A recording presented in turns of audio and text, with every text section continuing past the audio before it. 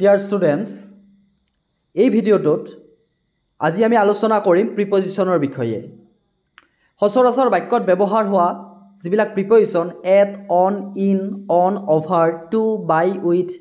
এনেকুৱা ধৰণৰ প্ৰিপজিশন বিলাকৰ যি ব্যৱহাৰ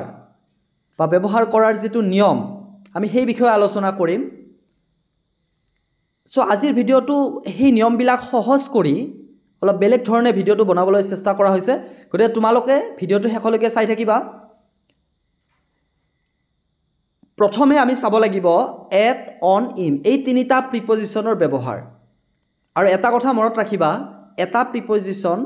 বেলেগ বেলেগ নিয়ম থাকে, বেলেগ বেলেগ ঠাইত বেলেগ নিয়মত ব্যৱহাৰ বহিব পাৰে। যেনে ইয়াতে সময়ৰ ক্ষেত্ৰত টাইম বুজোৱাৰ ক্ষেত্ৰত at, on, in প্ৰিপজিশন ব্যৱহাৰ হয়। ইয়াৰে at, on, in বেলেগ ক্ষেত্ৰতো ব্যৱহাৰ হ'ব পাৰে। গতিকে প্ৰথমে আমি চাব লাগিব এটৰ ব্যৱহাৰ। স্ক্ৰীনত দেখুওৱা ধৰণে এট ব্যৱহাৰ কৰা হয় ক্লক টাইম বুজালে অৰ্থাৎ যদি ঘড়ীত নিৰ্দেশিত সময় আমি ক'ব লগা হয় তেতিয়া আমি তাৰ আগত এট প্ৰিপজিশন বহাব লাগে। ঘড়ীত কি যি সময় আহে যেনে 5টা বাজিছে বা 5:30 বাজিছে, 7টা বাজিছে, 6টা বাজিছে, সেই সময়ৰ আগত আমি এট প্ৰিপজিশন বহাব লাগিব। উদাহৰণস্বৰূপে at 6 o'clock 6 বজাত, at 5 AM ৰাতিপুৱা 5 বজাত, at 2:30 2:30। সো এনেকুৱা ধৰণৰ ক্লক টাইম বুজালে তাৰ আগত এট প্ৰিপজিশন বহাব লাগে। এইটো হৈছে প্ৰথম নিয়ম সময়ৰ ক্ষেত্ৰত। ইয়াৰ পিছত দ্বিতীয় নিয়ম আছে দিনটোৰ কিছুমান সময়ৰ আগত। আমাৰ দিনটোৰ বহুতখিনি সময় যেনে ৰাতিপুৱা, দুপৰীয়া, গধূলি এনেকুৱা ধৰণৰ কিছুমান সময়ৰ আগত, সকলো সময়ৰ আগত নহয়, কিছুমান নিৰ্দিষ্ট সময়ৰ আগত এট ব্যৱহাৰ হয়। উদাহৰণবিলাক তলত দিয়া আছে, এই উদাহৰণখিনি তোমালোকে মনত ৰাখিব লাগিব যে এট ডন মানে হৈছে দোকমোকালি পোৱা, অৰ্থাৎ আকাশত সূৰ্য উদয় হোৱাৰ আগৰ সময়খিনিত আমি যিটো খুব পুৱাই বুলি কওঁ, দোকমোকালি পোৱা এট ডন, তাৰ আগত হ'ব এট। ইয়াৰ পিছত হ'ব এট নুন, দুপৰীয়াৰ সময়খিনিত, ভৰ দুপৰীয়া, সেইখিনিক ক'ব এট নুন। ইয়াৰ পিছত পাম এট ছানছেট, সূৰ্যাস্তৰ সময়খিনি এট ছানছেট। ইয়াৰ পিছত আছে এট নাইট, ৰাতি হ'লে এট নাইট, আৰু মাজৰাতি মিডনাইট এট মিডনাইট। সো দিনটোৰ এইকেইটা সময়ৰ আগত আমি এট প্ৰিপজিশন বহাব লাগিব। তোমালোকে উদাহৰণখিনি মনত ৰাখি থবা। সো আমি এটৰ ব্যৱহাৰ পালোঁ, এইবাৰ আমি অনৰ ব্যৱহাৰ পাম। সো ইয়াতে দেখুওৱা প্ৰিপজিশনবিলাক খুব দৰকাৰী, তোমালোকে এইবিলাক একেবাৰে ভালদৰে মনত ৰাখিবলৈ চেষ্টা কৰিবা। চাবা, বাৰ আৰু তাৰিখৰ আগত অন ব্যৱহাৰ হয়। অন প্ৰিপজিশন কাৰ আগত আহে? বাৰ আৰু তাৰিখৰ আগত। উদাহৰণ দিয়া আছে অন মানডে, অন ছানডে, অৰ্থাৎ সপ্তাহৰ 7টা বাৰৰ আগত অন প্ৰিপজিশন বহিব। সোম, মঙল যিকোনো হ'ব পাৰে, on Monday, Tuesday, Saturday, Friday, যিকোনো বাৰৰ আগত অন প্ৰিপজিশন আহিব। আৰু আনটো হৈছে তাৰিখৰ আগত অন প্ৰিপজিশন আহে। তাৰিখ বুলি ক'লে যেনে অন 15th আগষ্ট, 15 আগষ্ট, আগষ্টৰ 15 তাৰিখ, এইটো হৈছে এটা তাৰিখ। অন 2nd অক্টোবৰ, অক্টোবৰৰ 2 তাৰিখ, এই তাৰিখৰ আগত অন প্ৰিপজিশন আহিব, মনত ৰাখিবা। জানুৱাৰী 21 তাৰিখ, ফেব্ৰুৱাৰী 15 তাৰিখ, মাৰ্চৰ 3 তাৰিখ, এনেকুৱা ধৰণৰ যদি তাৰিখ থাকে তেতিয়া তাৰ আগত প্ৰিপজিশন আহিব অন। খুব দৰকাৰী বস্তু, তোমালোকে একেবাৰে ভালদৰে মনত ৰাখি থবা। আৰু ইয়াৰ পিছত আমি ইন প্ৰিপজিশন ক'ত বহে সময়ৰ ক্ষেত্ৰত এইটো পাম। ইন প্ৰিপজিশন আহিব মাহ আৰু চনৰ আগত, অৰ্থাৎ মাহ আৰু বছৰৰ আগত। মাহৰ আগত ইন আহিব যে in June, in July, in April. আমি আগতে পাইছিলোঁ যে তাৰিখৰ আগত অন হয়, যেনে জানুৱাৰী 15 তাৰিখ কিন্তু যদি তাৰিখটো নাথাকে অকল মাহটো দিয়া থাকে তেতিয়াহ'লে তাৰ আগত ইন বহিব যেনে ইন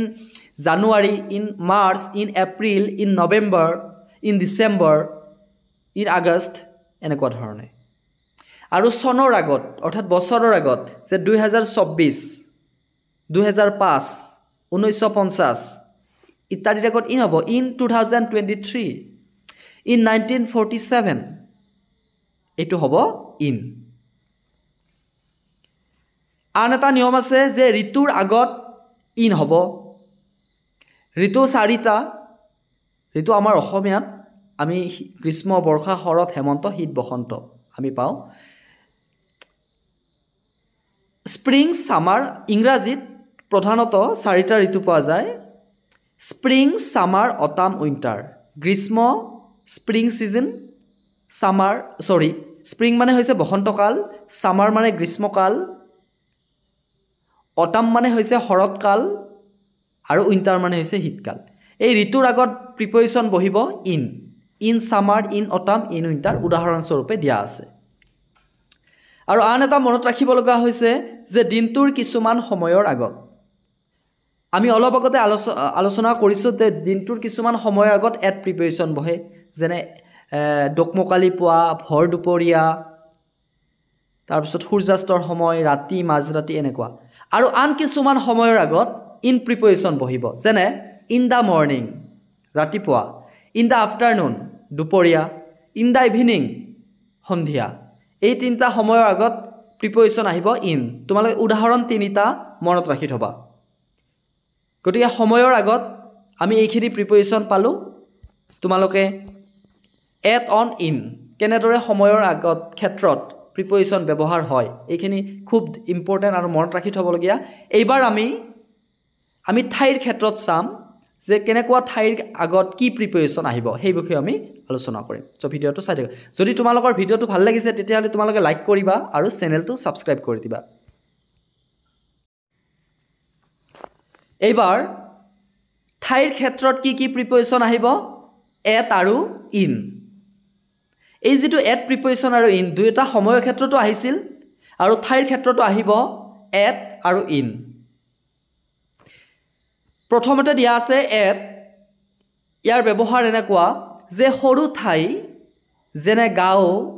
নগৰ আদিৰ আগত এট বহে উদাহৰণস্বৰূপে এট পাঠশালা এট ডিব্ৰুগড় এট নলবাৰী এট নগাঁও যদি সৰু ঠাই হ'ব লাগিব গাঁও যেনে গাঁও নগৰ এইবিলাকৰ আগত এট বহে আৰু সৰু ঠাই যেনে দোকান ষ্টেচন বাছ ষ্টপ মাৰ্কেট এনেকুৱা এই সৰু ঠাইবিলাকৰ আগত প্ৰিপজিচন বহিব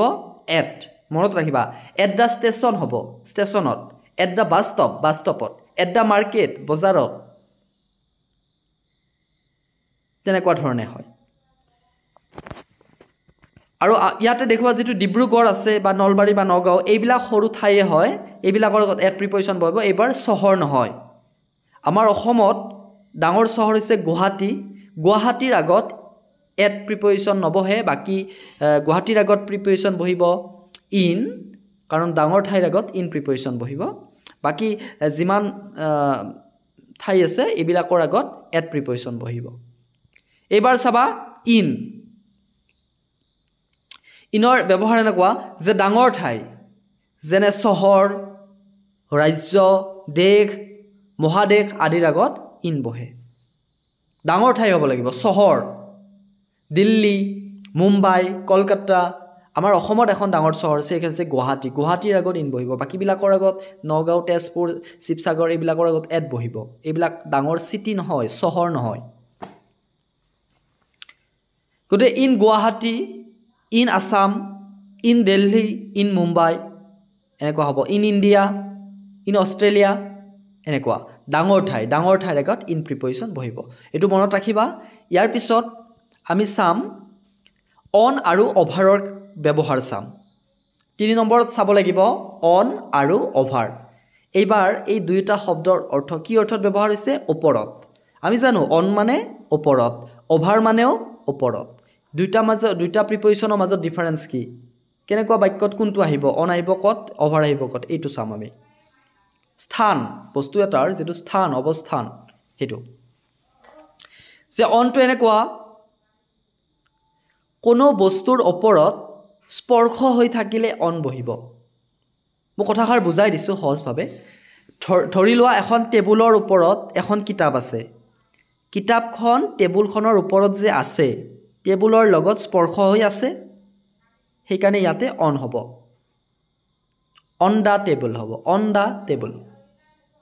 দা বুক ইজ উদাহৰণস্বৰূপে তলত দিয়া আছে the book is on the table কিতাপখন টেবুলৰ ওপৰত আছে টেবুলৰ ওপৰত যে আছে স্পৰ্শ হৈ আছে সেইকাৰণে অন যদি স্পৰ্শ হৈ থাকে যদি লাগি থাকে তেতিয়া হলে অন হয় আৰু যদি লাগি নাথাকে তেতিয়া হলে অভাৰ হ'ব এইটোৱে অন আৰু অভাৰৰ মাজৰ পাৰ্থক্য অভাৰটো তলত দেখুৱা আছে যে কোনো বস্তুৰ ওপৰত স্পৰ্শ হৈ নাথাকিলে অভাৰ বহিব কোনো বস্তুৰ ওপৰত এটা বস্তু আছে কিন্তু স্পৰ্শ হৈ নাই লাগি নাই তেতিয়া অভাৰ আহে উদাহৰণস্বৰূপে যেনে বেলিটো আমাৰ মূৰৰ ওপৰত আছে ভৰ দুপৰীয়া সময় বেলিটো আহি ঠিক আমাৰ মূৰৰ ওপৰত থাকিল তেতিয়া আমি কলো যে বেলিটো মোৰ মূৰৰ ওপৰত আছে তেতিয়া মোৰ মূৰতটো লাগি নাই স্পৰ্শ হৈ নাই তেতিয়া the sun is over our heads আকাশখন আমাৰ মূৰৰ ওপৰত আছে the sky is over our heads এনেকুৱা ধৰণৰ ব্যৱহাৰ হ'ব অভাৰৰ উদাহৰণ দেখুৱা হৈছে the sky is over our heads আকাশখন আমাৰ মূৰৰ ওপৰত আছে গতিকে এইবাৰ আমি চাব লাগিব 4 নম্বৰত পাম অন আৰু বাই অতি গুৰুত্বপূৰ্ণ প্ৰিপজিশ্যন ভ্ৰমণৰ ক্ষেত্ৰত বিশেষকৈ আমি যান বাহনেৰে ভ্ৰমণ কৰিলে কি বহিব আমি খোজকাঢ়ি ভ্ৰমণ কৰিলে কি আহিব জন্তুৰ পিঠিত উঠি যদি আমি ভ্ৰমণ কৰো কি আহিব প্ৰিপজিশ্যন দুটা প্ৰিপজিশ্যন প্ৰধানত চাব লাগিব অন আৰু বাই গতিকে এতিয়া চাবা বাই কেতিয়া হ'ব খুব সহজ মনত ৰাখিবলৈ অত্যন্ত সহজ সকলো প্ৰকাৰৰ যান বাহনৰ আগত বাই বহিব সকলো প্ৰকাৰৰ যান বাহন অৰ্থাৎ যেনে বাই কাৰ বাই বাছ বাই বাইসাইকেল বাই ট্ৰেইন বাই ইয়াতে উদাহৰণ এইকেইটা দিয়া আছে ইয়াতে নথকা উদাহৰণ তোমালোকে অসংখ্য ক'ব পাৰিবা বাই ট্ৰাক বাই এম্বুলেন্স বাই হেলিকপ্টাৰ বাই শিপ জাহাজেৰে ইত্যাদি সকলো প্ৰকাৰৰ যান বাহনৰ আগত বাই প্ৰিপজিশ্যন আহিব চোৱা মনত ৰাখিবলৈ কিমান সহজ আৰু অন হ'ব যে খোজকাঢ়ি যোৱা আৰু জন্তুৰ পিঠিত উঠি যোৱা বুজালে অন বহিব মনত ৰাখিবলগীয়া কথা খোজকাঢ়ি যোৱা বুজালে অন ফুট লিখে যেনে মই বিদ্যালয়লৈ খোজকাঢ়ি যাওঁ I go to school on foot মনত ৰাখিবা খোজকাঢ়ি যোৱা বুজালে অন হয় আৰু জন্তুৰ পিঠিত হ'লে অন হৰ্চ বেক ঘোঁৰাৰ পিঠিত অন এলিফেণ্টছ বেক হাতীৰ পিঠিত এনেকুৱা জন্তুৰ পিঠিত উঠি গ'লে অন প্ৰিপজিশ্যন বহাব লাগে গতিকে আমি ইয়াতে বাই আৰু অন প্ৰিপজিশ্যন পাইছোঁ সো ইয়াৰ পিছত আমি আৰু চাব লাগিব কিছুমান সৰু কেইটামান প্ৰিপজিশ্যনৰ ব্যৱহাৰ আছে আমি সেইবিলাক চাব লাগিব কাৰণ তোমালোক ষষ্ঠ সপ্তম অষ্টম শ্ৰেণীত পঢ়ি থকা ছাত্ৰ ছাত্ৰী তোমালোকে এইবিলাক প্ৰিপজিশ্যনৰ প্ৰাথমিক নিয়মখিনি জানিব লাগিব ইয়াৰ পিছত নৱম দশম শ্ৰেণীত ক্লাছ 9 10 পালে তোমালোকৰ এইবিলাক প্ৰিপজিশ্যনৰ বেলেগ ব্যৱহাৰ পাবা এটা তোমালোকে নিশ্চয় জানা যে ইন মানে হৈছে ভিতৰত যে চাবিটো বাকচটোৰ ভিতৰত আছে দা কি ইজ ইন দা বক্স চাবিপাত বাকচটোৰ ভিতৰত আছে আৰু আন এটা আছে আণ্ডাৰ মানে হৈছে তলত মেকুৰীটো টেবুলৰ তলত আছে দা কেট ইজ আণ্ডাৰ দা টেবুল মেকুৰীটো টেবুলৰ তলত আছে এইটো হৈছে আণ্ডাৰ ইয়াৰ পিছত আৰু পাম যে ইয়াৰ পিছত পাম আমি ফ্ৰম মানে হৈছে পৰা কেনেকুৱা অৰ্থত হ'ব যে হি কেম ফ্ৰম তেজপুৰ স্পেলিংটো ভুল হৈ আছে ইয়াতে TE হ'ব লাগে এ হৈ আছে যে হি কেম ফ্ৰম তেজপুৰ হি তেজপুৰৰ পৰা আহিছিল আন এটা প্ৰিপজিশ্যন হৈছে টু তোমালোকে জানাই নিশ্চয় টু মানে হৈছে লৈ আই ৱেণ্ট টু গুৱাহাটী মই গুৱাহাটীলৈ গৈছিলোঁ উইথ মানে হৈছে লগত বা সৈতে যে হি তাৰ ভায়েকৰ লগত গৈছিল হি ৱেণ্ট উইথ হিজ ব্ৰাদাৰ এইটো হৈছে উইথ ইয়াৰ পিছত বাই প্ৰিপজিশ্যনৰ মিনিংটো হয় দ্বাৰা অৰ্থাৎ যে ৰামৰ দ্বাৰা কামটো কৰা হৈছিল বা ল'ৰাজনৰ দ্বাৰা বাঘটো হত্যা কৰা হৈছে মোৰ দ্বাৰাই চিঠিখন লিখা হৈছে এইটো দ্বাৰা by the poem was written by my sister কবিতাটো মোৰ ভনীজনীৰ দ্বাৰা লিখা হৈছিল এইটো হৈছে বাই প্ৰিপজিশ্যন বিশেষকৈ যদি তোমালোকে ভইচ চেঞ্জ শিকিছা এক্টিভৰ পৰা পেছিভ ভইচলৈ নিয়তে বাই প্ৰিপজিশ্যন বহাব লাগে এইটো আৰু অফ মানে ৰ অৰ্থত ব্যৱহাৰ হয় the pages of this book এই কিতাপখনৰ অফ দিছ বুক মানে এই কিতাপখনৰ অফ মানে ৰ the pages of this book এই কিতাপখনৰ পেজবোৰ য়েলো হালধীয়া গতিকে আজিলৈকে ইমানখিনিয়ে যে ছাত্ৰ ছাত্ৰীসকল যদি তোমালোকৰ ভিডিঅ'টো ভাল লাগিছে তেতিয়াহ'লে লাইক কৰিবা আৰু চেনেলটো ছাবস্ক্ৰাইব কৰি দিবা আৰু পৰৱৰ্তী সময়ত কিহৰ ওপৰত কি বিষয়ৰ ওপৰত ভিডিঅ' বনাব লাগে তোমালোকে কমেণ্ট ছেকশ্যনত জনাবা যে আজিলৈকে ইমানখিনি ধন্যবাদ